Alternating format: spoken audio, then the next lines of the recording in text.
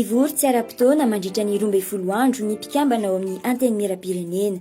Ny antony dia noho ny didina voaka ny fitsarana avo momba ny lalam-panorenana HCC ny amin'ny tsy maintsy ankatoavan'ny anteny mera ireo didy tsy volana izay navoaka ny filoham-pirenena tamin'ny fotoana nahazoany alalana hanao izany. Nanazava nefa ny filohan'ny anteny miram-pirenena Christine Razanamahasoa ka tsy handalo ady-hevitra intsony izy ireny fa tonga dia iroso amin'ny fankatoavana ireo député. Tiako ny mampahafantatra fa ireo ordonnance ireo dia efa nahazo ny fankatoavany anteny mera ny fitsarana momba ny lalam-panorenana. Ordonnance promulguée, formalité de ratification nataontsika, tsy misy débat dans le Mametra-panontaniana nefa ireo solombavam-bahoaka avy amin'ny mpanohitra hoe maninona ny tsy nandrasana ny fivoriana ra-potoana manaraka ity fankatoavana ity mba hisorohana ny fandaniana volam-panjakana. Rehefa ohatra ka nataonao extraordinaire zany izy dia misy dépense engagée zany ao anatin'izay. Ny indemnité de déplacement ny solombavam-bahoaka, ny indemnité de séjour ny solombavam-bahoaka, ny indemnité de session ny solombavam-bahoaka. Kotionareo reo dia ampitomboy raiky amin'ny 50%. Dia ohatr'izay koa ny ary amin'ny Sénat dia ampitomboy ny isan'zareo. Nefa rehefa avy eo ilay izany dia nitenenina hoe io dia tsisy débat fa formalité. Dia andehanao formalité ve zany natongavana ety. Nefa miala tanàna manao an'izay. Dia iantongana an'izay ilay volam-bahoaka zany mivoaka ao anatin'izany na ninona raha nampiandrasana ny session ordinaire izay tsy maintsy fivoriana ara-potoana voalohany ataonay amin'ny talata voalohan'ny volana May ho avy zao.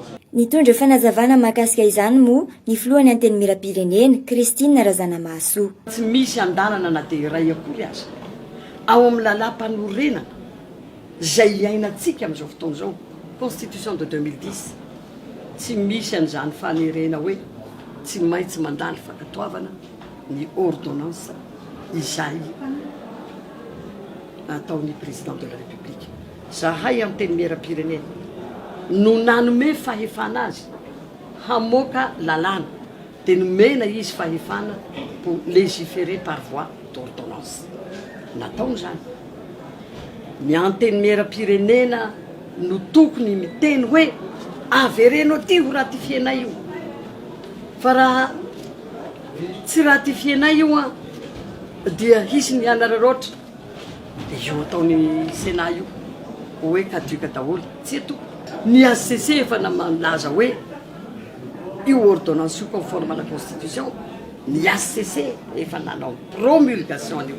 Ina zany no iverenan'io aty resaka formalité fotsiny fa tsy hisy ady-hevitra dans le fond. Zay.